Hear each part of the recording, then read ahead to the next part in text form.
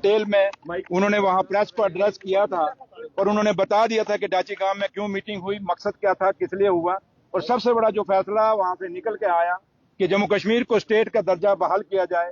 हिंदुस्तान की सरकार ने जम्मू कश्मीर के लोगों के साथ वादा किया था उस समय कि हम जम्मू कश्मीर के लोगों को स्टेट का दर्जा बहाल करेंगे। तो वो आज 1.5 साल हो गया, 1.25 साल होने लगे सरकार बने हुए। इलेक्शनों के बाद अभी तक वो स्टेट का दर्जा हमारा बहाल नहीं किया गया, क्योंकि स्टेट के दर्जा ना बहाल होने के घर में कारण आज घर घर में बच्चा बेरोजगार है, लोगों के डेवलपमेंट के इशू रुके हैं, पानी और बिजली की प्रॉब्लम्स हैं, जो बेसिक जरूरतें हैं लोगों की, वो फंडिंग जो दिल्ली की सरकार से हमें आती है वो आज स्टेट के मुताबिक नहीं आ रही, बल्कि एक यूटी के मुताबिक आ रही है। तो इसलिए स्टेट का दर्जा हमारा बहाल होना चाहिए। उसके लिए सबसे बड़ा जो फैसला डाची गांव से जो निकल के आया वो यही है कि हम अगर हमें हिंदुस्तान की सरकार जम्मू कश्मीर को अपना वादा पूरा नहीं करेगी, स्टेट का दर्जा बहाल नहीं करेगी, तो हमें मजबूरन एक सिंबल ऑफ प्रोटेस्ट हमें वहां पे दिल्ली जाएंगे और वहां जाके जंतर मंतर पे अपना धरना देंगे और हिंदुस्तान को बताएंगे कि जम्मू कश्मीर के साथ जो हिंदुस्तान की सरकार ने हमें वादा किया था वो वादा पूरा नहीं कर रहे। इसलिए वो जो हमारा उसके बाद एक रोड मैप है जो हमारे पार्टी के प्रेसिडेंट कायदे सानी डॉक्टर फारूक अब्दुल्ला साहब ने बनाया है। और पहला हमारा जो उस रोड मैप का जो पहला हमारा हिस्सा है वो यही है कि हम दिल्ली जाके ऑल लेजिस्लेटर्स, और उसमें हम ये पार्टी ने यही फैसला किया कि हम सारी अपोजिशन पार्टियों को अपील करेंगे, इंक्लूडिंग जम्मू कश्मीर की जो बीजेपी है उसको भी हम अपील करेंगे कि जब हम वहां जब जंतर मंतर पे धरने पे बैठेंगे, ये भी आके, क्योंकि अगर ये सच्चे सही मायने में जम्मू कश्मीर के लोगों के रहनुमा हैं और हमदर्द हैं, तो ये आके उस धरने में बैठेंगे। अगर नहीं बैठेंगे तो समझ लीजिए कि हाथी के दांत खाने के कुछ और दिखाने के कुछ और। ये फैसला जंतर मंतर पे होगा कि जम्मू कश्मीर का कौन कौन सी पार्टी जो है जो जम्मू कश्मीर के बेरोजगार बच्चों का हक में है और जम्मू कश्मीर के बेरोजगार बच्चों को रोजगार देना चाहती है। मोहम्मद साहब ने ये भी कहा है कि अगर सारी पार्टियां इकट्ठे हों और अपने हक के उठने तो वो स्टेप डाउन करने के लिए भी तैयार है। देखिए, मैंने कहा आपको जहां तक ताल्लुक है कहाँ स्टेप डाउन करना है, ये क्या करना है, ये मीडिया में नहीं होती बातें। ये बातें उमर साहब अकेले फैसला नहीं कर सकते, ये पार्टी का फैसला होगा और कायदे सानी डॉक्टर फारूक अब्दुल्ला साहब जो पार्टी के प्रेसिडेंट हैं उनकी क़यादत में ही फैसला हो सकेगा। आज उमर अब्दुल्ला साहब इस ऐसे जहां अगर आप कह रहे हैं, मुझे तो ये बयान कहीं दिखा नहीं, लेकिन आप कह रहे हैं तो उमर साहब का फैसला पार्टी ने डिसाइड करना है, क्योंकि वो चीफ मिनिस्टर है।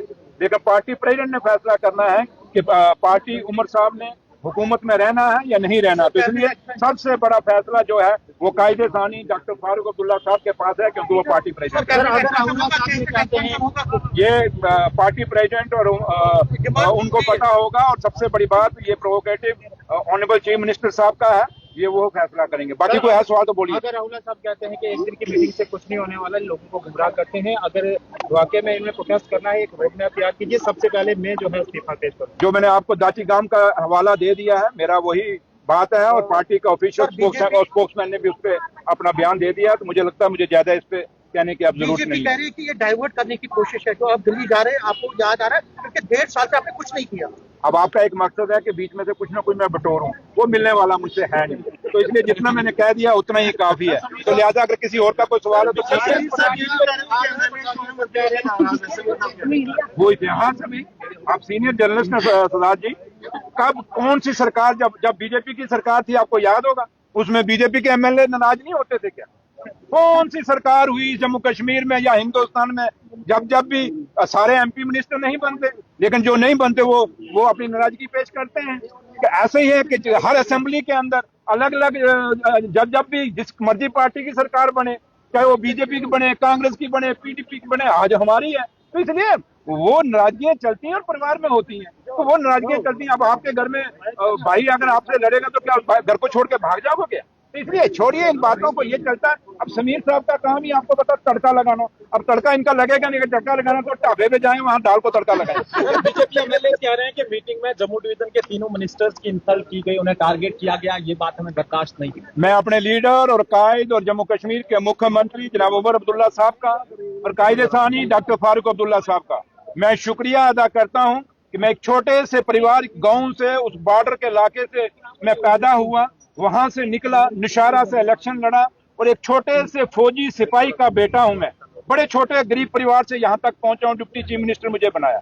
इसलिए मेरे खानदान को जो इज्जत और मान और सम्मान मेरे लीडरों ने दिया है, मेरे लिए बहुत बड़ा है। और मैं माँ वैष्णो देवी का और माँ बावे वाली का शुक्रिया अदा करता हूं कि जिन्होंने मुझे ये इज्जत नवाजी है, जिनके आशीर्वाद से मैं आज जम्मू कश्मीर का डिप्टी चीफ मिनिस्टर हूं। इसलिए मेरे लीडर ने जो मुझे दिया है, जो मुझे बनाया है, मैं अपने दोनों लीडरों का शुक्रिया करता हूं। और अब ऋणी हूं। मेरा खानदान जब तक ये चलेगा, ये दुनिया चलेगी, हमेशा इस खानदान जो है सुरेंद्र चौधरी का ऋणी रहेगा, डॉक्टर फारूक अब्दुल्ला साहब का और उमर अब्दुल्ला साहब का, क्योंकि डिप्टी चीफ मिनिस्टर पे पहुंचना कोई छोटी बात नहीं है। लेकिन आप लोग जब आज मेरे सामने यहाँ खड़े हो, मैं एक जरूर बात कहूंगा, मैं जम्मू के लोगों से अपील करना चाहूंगा।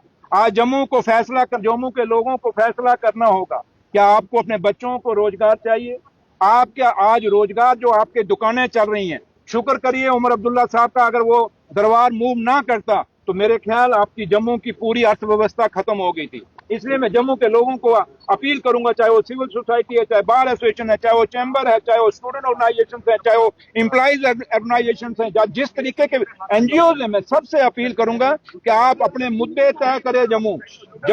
मैं जम्मू शहर की बात नहीं, मैं जम्मू प्रोविंस की बात कर रहा हूँ। आप मुद्दे तय करिए कि किन मुद्दों पे हमने अपना स्टैंड लेना है और किन मुद्दों पे हमने पार्टियों को सपोर्ट करना है। खाली यही नहीं कि हम नारे मारते रहेंगे। 75 साल में नारे मारते हो गए जम्मू को, लेकिन जम्मू ने जब भी हिस्सा लिया लड़के लिया। तो आज जम्मू के लोगों को दोबारा खड़ा होना पड़ेगा। यहाँ चंद लोग कोई छोटे मोटे से पोर्टल लेके आ जाते हैं या छोटे मोटे से कोई लोग आ जाते हैं और अपना बयान देते हैं और बात निकलती है, वो बात नहीं। जम्मू की रहनुमाई हमेशा एनजीओज ने की है, सोशल ऑर्गेनाइजेशंस ने की है, सिविल सोसाइटी ने की है, बार ने की है, चैम्बर ने की है, ट्रांसपोर्ट एसोसिएशंस ने की है, एम्प्लॉइज एसोसिएशंस ने की है। जितने भी हमेशा कभी भी जम्मू पॉलिटिकल लोगों के ऊपर डिपेंडेंट नहीं रहा।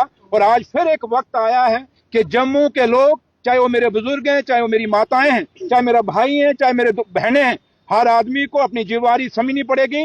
आपको पॉलिटिकल पार्टियों के ऊपर डिपेंड ना होकर आपको अपना, मेरे उन बुजुर्गों ने जैसे जम्मू के लिए हमेशा अपना हिस्सा लिया, उसी तरीके से आज जम्मू के लोगों को इकट्ठा होकर अपने हिस्से की लड़ाई लड़नी पड़ेगी। ये रोज टीआरपी के लिए नहीं। जनता पार्टी की आज रैली दिल्ली में है, क्या मैं तो ये सोच रहा था कि मेरा समीर भाई आज कोकराच रैली में होगा, क्योंकि आप भी तो बेरोजगार हो। समीर भाई आप क्यों नहीं गए? मुझे लगता है, और जिस दिन जाओगे बीजेपी वाले आपको इंटरव्यू देना बंद कर देंगे। Thank you.